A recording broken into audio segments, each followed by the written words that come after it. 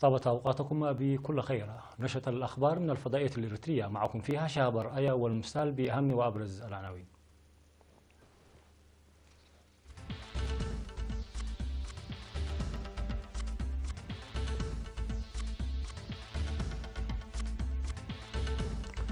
اجتماع حول تنفيذ البرامج التنموية في أغردات. تعزيز منافسة المرأة في مائدة التعليم. شباب قناع يقومون بنفير تنموي. انتقادات لتدخلات إيران باجتماع للقمة العربية. مظاهرات انفصالية في برشلونة. ومحادثات اقتصادية يابانية صينية.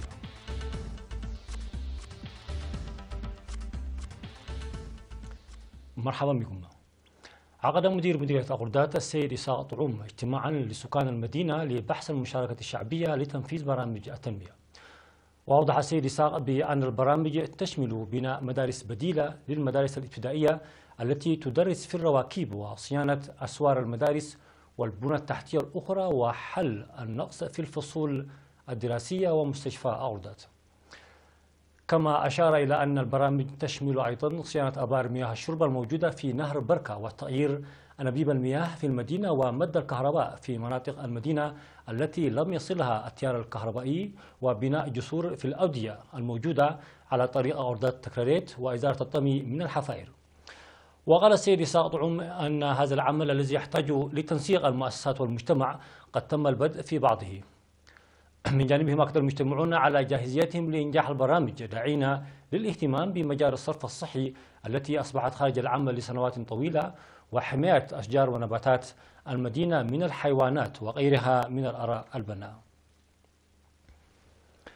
يبذل الاتحاد الوطني للمرأة جهود جبارة لتعزيز مساهمة ومنافسة المرأة في مائدة التعليم وذلك بالتعاون مع شركائه والمجتمع.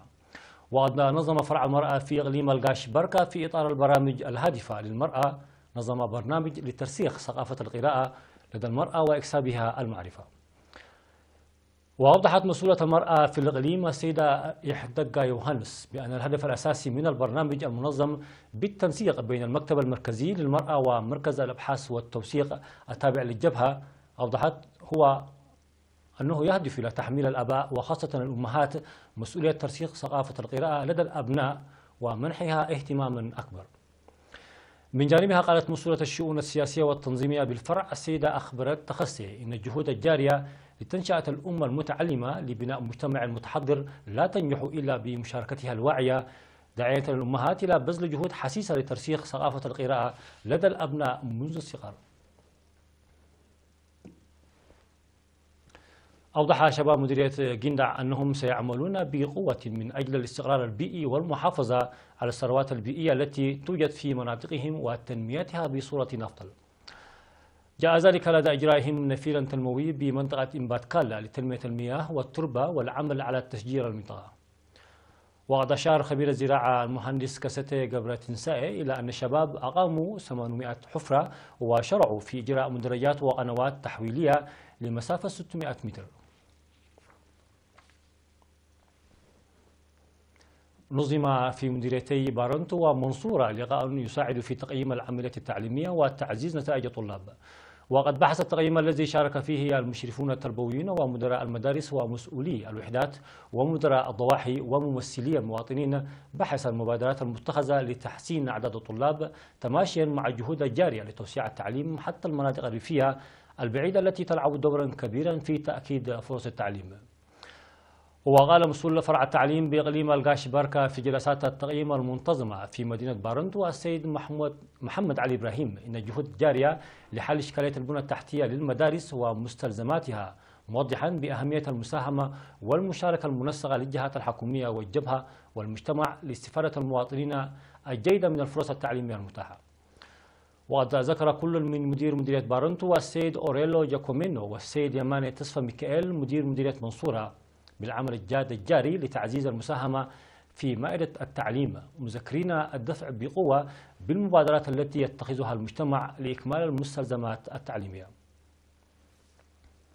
مشاهدونا فاصل ثم الأخبار العالمية.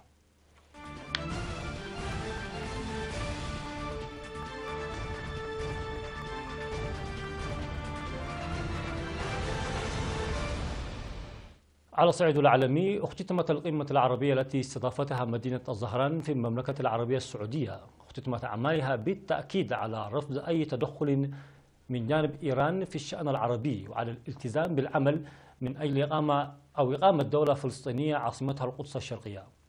وبحسب ما أطلق عليه إعلان زهران، فإن قادة الدول العربية المشاركة في القمة أكدوا على بطلان وعدم شرعية القرار الأمريكي بشأن الاعتراف بالقدس عاصمة لإسرائيل، مؤكدين في الوقت ذلك على رفضهم القاطع الاعتراف بالقدس عاصمة لإسرائيل. وبالنسبة للصراع السوري، فقد أكد البيان على ضرورة تكاتف كل الجهود للتوصل إلى حل سياسي للأزمة السورية، مؤكدا على إدانة استخدام السلاح الكيميائي ضد الشعب السوري. كما طالب بتحقيق دولي مستقل يتضمن تطبيق القانون الدولي على كل من يثبت استخدامه السلاح الكيميائي. تظاهر مئات الآلاف من أنصار استقلال إقليم كاتالونيا الإسباني في شوارع برشلونة مطالبين بالإفراج عن الزعماء الانفصاليين المسجونين بعد أن أحبط حكما للمحكمة العليا أحدث محاولاتهم لانتخاب زعيم للمنطقة. وأغلق نحو 350 ألف شخص عدة شوارع رئيسية بالمدينة ملوحين بالأعلام مرتدين اللون الأصفر دعما للزعماء الانفصاليين المسجونين بسبب دورهم في حملة إقليم كاتالونيا المحظورة للاستقلال عن إسبانيا العام الماضي. ومن بين الساسة الذين يواجهون اتهامات بالعصيان جوردي سانشيز، أحدث مرشح قدمه النواب الكتالونيون كي يصبح زعيما للمنطقة. وبدأ نضال كاتالونيا للعثور على زعيم بعد إعلان الاستقلال في أكتوبر الماضي. وأطردت المحاكم الإسبانية ببطلان هذا الإعلان وبإدارة كاتالونيا بشكل مباشر، ودعت إلى إجراء انتخابات جديدة. أجرى وزير الخارجية الياباني تارو كوني محادثات رفيعة المستوى مع نظيره الصيني وانغ يي في طوكيو، تركزت على سبل تعزيز التعاون الاقتصادي وبدء حوار تجاري بعد توقف دام ما يقرب من 8 أعوام. وقال وزير الخارجية الصيني إن بلاده تأمل في تعميق الحوار مع اليابان فيما يخص هذا المجال ومناقشة مبادرة حزام واحد طريق واحد التي تهدف إلى تعزيز البنية التحتية وإنشاء طرق والممرات التجارية في منطقة آسيا والمحيط الهادي. ويسعى البلدان إلى مناقشة إمكانية تفعيل اتفاق التجارة الحرة فيما بينهما والحفاظ على نظام تجارة عالمي متعدد الأوجه مع منظمة التجارة العالمية، وذلك بالتزامن مع تزايد حدة التوتر التجاري بين الصين والولايات المتحدة في الآونة الأخيرة. وكان البلدان قد أجريا آخر محادثات اقتصادية ثنائية عام 2010 قبل أن يتوقف التعاون التجاري بينهما بسبب توترات سياسية. اندلع سلسلة حرائق ضخمة في غابات مدينة سيدني الأسترالية، وبلغت ذروتها فيما تحاول قوات الحماية المدنية السيطرة عليها منذ مطلع الأسبوع الجاري. وحثت السلطات الأسترالية السكان في ضواحي سيدني الجنوبية الغربية على البقاء متيقظين وترك منازلهم القريبة من النيران وفق صور وكالة الأنباء الفرنسية، والتي أشارت أيضا إلى أن الشرطة فتحت تحقيقا لمعرفة أسباب الحرائق. نهاية النشرة، شكرا لكم على حسن المتابعة.